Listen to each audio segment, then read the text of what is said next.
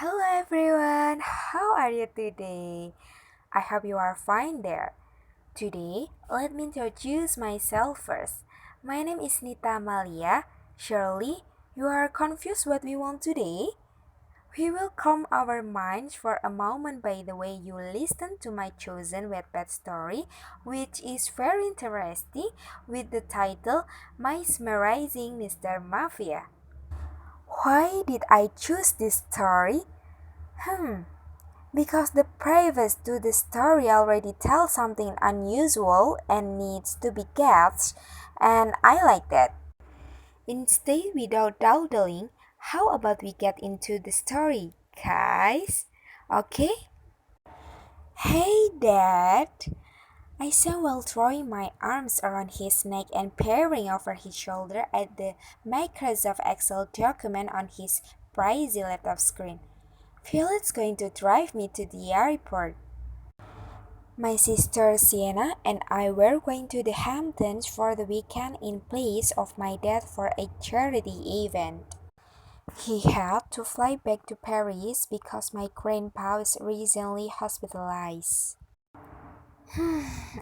I still don't like the idea of you flying on a plane by yourself. He closed the laptop screen and stood up, my arms falling back to my side. I sighed. My dad was one of the most paranoid people and without a doubt the most overprotective dad in the entire world. He did have three very attractive daughters too, so I guess he should be protective. He let my 13 years old brother Bradley fly wherever he wanted by himself just as long as he had a good excuse. He almost he almost always had a cute excuse. Dad, I'm 17. I'll be okay. And Sina's meeting me at the airport as soon as I land, so Sienna to talk. I don't want either of you coy.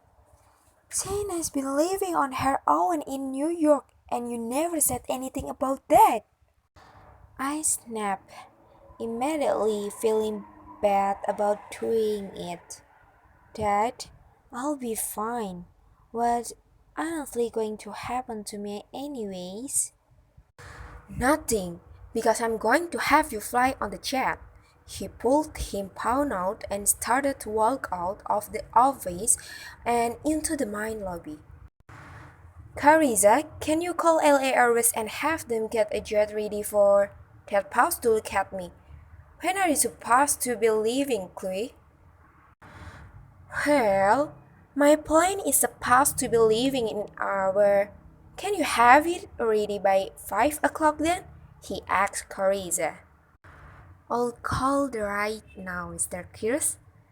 Carissa sighed with a smile, the phone already to her ear. Everyone loved my dad. I hadn't ever met a person who didn't ever find him attractive or a well put together entrepreneur. What are you doing?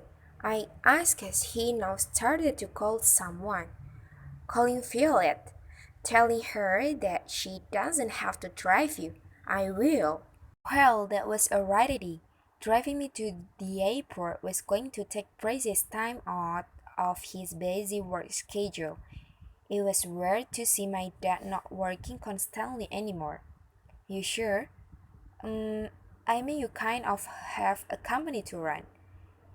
It's the last time I'm going to see you for a week. The least I can do is drive you. Hey, Chloe! Sienna greeted me as soon as I walked into the beach house that my dad rented out for the weekend. Hey, Sissy! I sighed while walking into her hug. I hadn't seen my sister in a little over 3 months. I barely even texted her anymore. I couldn't, however, but noticed the guy standing at her side. The guy was everything my dad would definitely disapprove of. He was tall and slim, with shaggy brown hair and tattoos visible all over his exposed tan skin. His choice of clothing was less than desirable too. Ripped skinny jeans and a plain white shirt with the sleeve ripped off, so it was more of a tank top. I wanted for Sienna to introduce him. Chloe, this is Lorenzo, my boyfriend. Lorenzo, this is my sister, Chloe. It's nice to meet you. I thrusted my hand out in his direction, but he just readily dismissed me by putting his arm around Sienna. I embarrassingly dropped my hand back to my side. Yeah, that definitely wouldn't like this guy. Sienna looked disappointed but didn't say anything else on the subject. Well, Chloe, I was gonna go out to dinner with Lorenzo. I'll be back later tonight and we can catch up then, okay? She asked while grabbing her white leather jacket off the back of the sofa and heading to the door. Lorenzo was already gone. I nodded. Yeah, okay. She smiled. I have been to several charity events in the course of the 7 years I've been alive, but none quite as important as this one. In the past, I've always been an attendee there for moral support. Today, though I was taking my dad's place, everything I did reflected on him.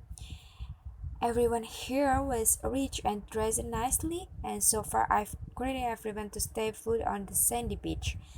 Sienna did nothing. She did nothing with that rude boyfriend of hers. He didn't even bother to dress up. He came here wearing the same things he wore yesterday. How long before that rubbed off Sienna? I saw a whole new group of people approach the beach and by that I mean two new guys that threw me mixed signals. I wasn't sure if it looked like they belonged here or in some, I don't know, scary guy club. I decided to sit this one out and let them introduce themselves to me. This whole thing would have been a little less frightening too if Sienna didn't decide to get up and leave with Lorenzo. Where was she going to go? I walked a couple of steps over to the beach and stood at the edge, just before the water was able to reach my feet and soak my sandals.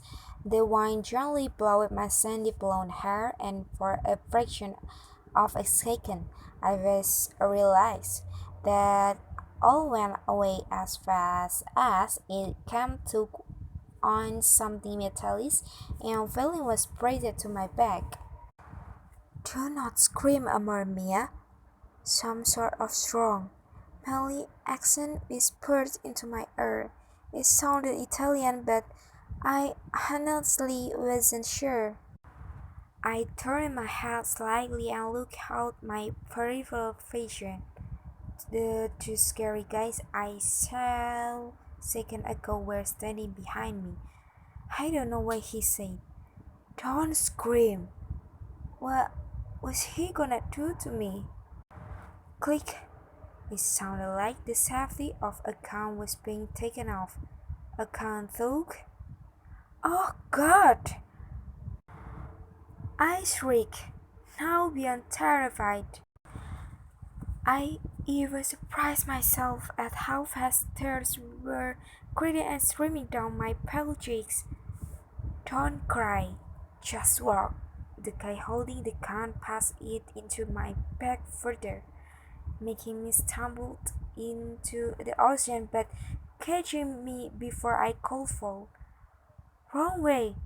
Walk back up to the road, Chloe. I was taken aback. Yes, I was the daughter of multi-millionaire, so my name had gotten around the world.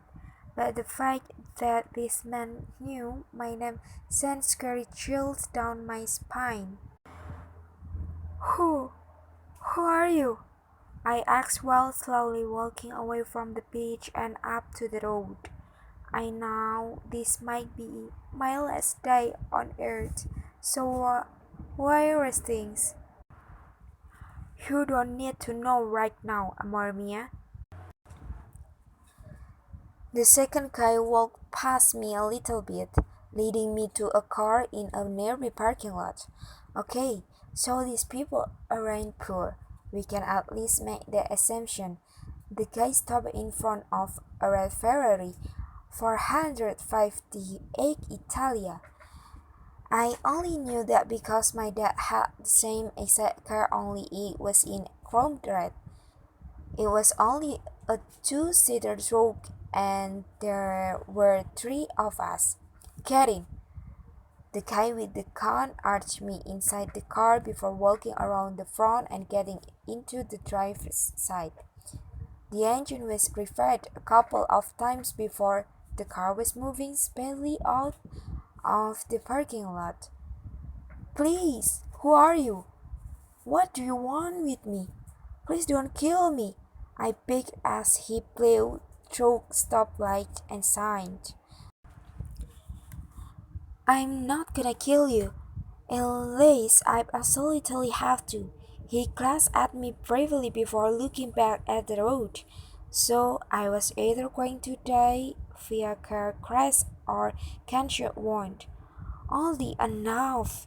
You're pretty important in society today, so you can help me get exactly what I want. Penny, I asked. I came from world and everyone knew it. Never did I ever think this was gonna happen to me too. Maybe. At least tell me your name. Why? What's knowing my name going to change? I stayed silent. Angelo. Want to know the continuation of the story? Wait for the story update. Don't be afraid, guys. There will be a story connection. From the beginning, the story seems to tell the life experience of Chloe, who is very law-abiding, the daughter of a respected person, meeting a crime lord named Angel, who can live his life without any crime. What happens when these two different worlds come together? Stay tuned. Okay, that's enough for today's story. Don't forget to share, friends. Thanks. Bye bye.